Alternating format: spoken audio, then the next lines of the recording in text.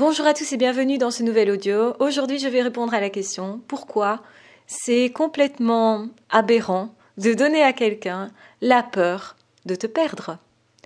En réalité, en amour, la peur et l'amour ne vont pas ensemble et quand on donne à l'autre la peur de nous perdre, tout ce qu'on fait, c'est rendre l'autre dépendant. Est-ce que vous voulez quelqu'un qui vous aime ou est-ce que vous voulez quelqu'un qui est juste là, accroché à vous parce que cette personne pense que vous lui êtes nécessaire, un peu comme une drogue finalement?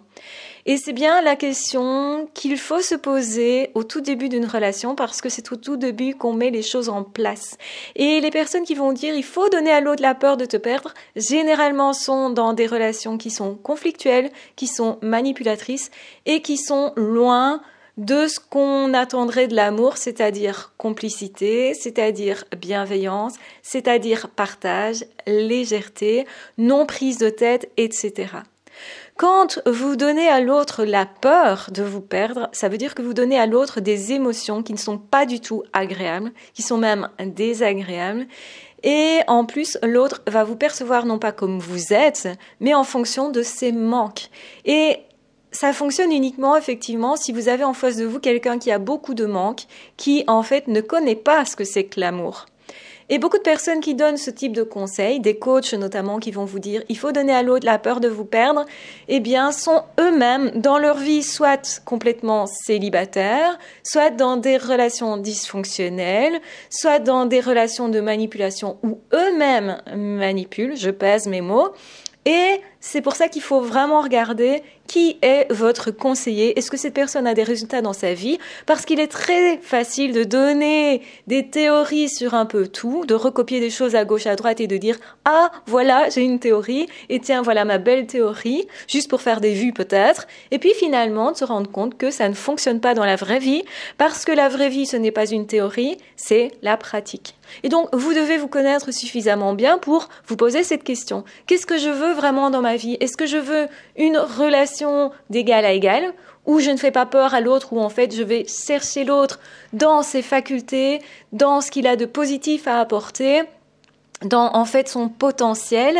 D'où, généralement, c'est ce que font les hauts potentiels, c'est refuser la manipulation, donc d'être manipulé, mais aussi de manipuler l'autre. Et quand je parle de manipulation, je pèse mes mots, ce sont des manipulations malsaines, toxiques.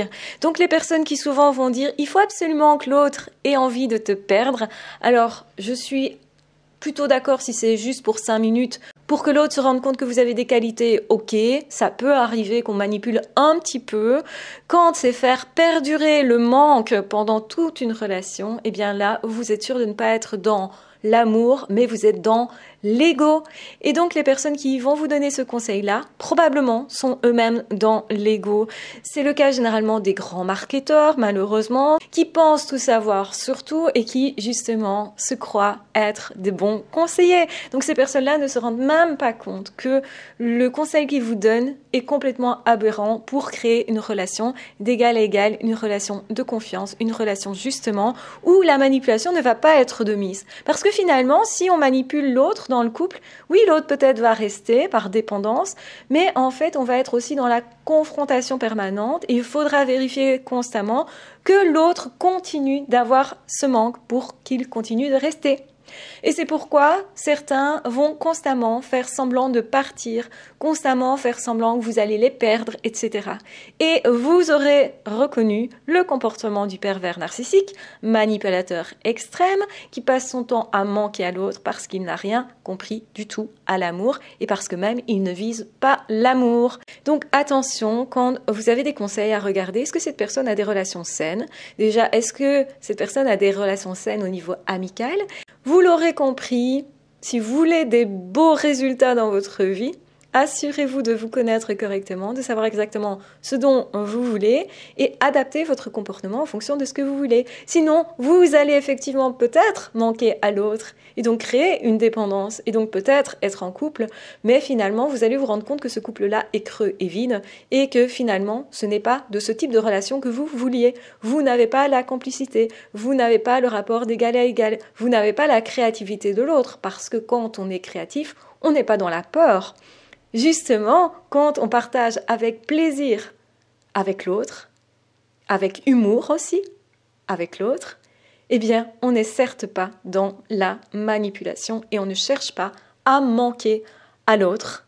Donc, manquer à l'autre est pour moi toujours une mauvaise idée parce que normalement, l'autre vous choisit pour votre personnalité et non pas pour le manque que vous allez créer. Donc, je vous embrasse bien fort, je vous aime très fort, prenez bien soin de vous, créez des belles relations, alignez-vous avec ce que vous souhaitez réellement dans votre vie. Sinon, vous allez vous retrouver effectivement dans des relations, mais des relations qui ne vous correspondront pas, qui, du coup, ne seront pas forcément empreintes d'amour, mais plutôt de dépendance.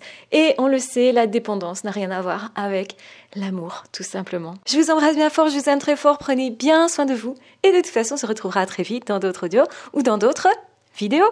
Ah, ciao, bye bye!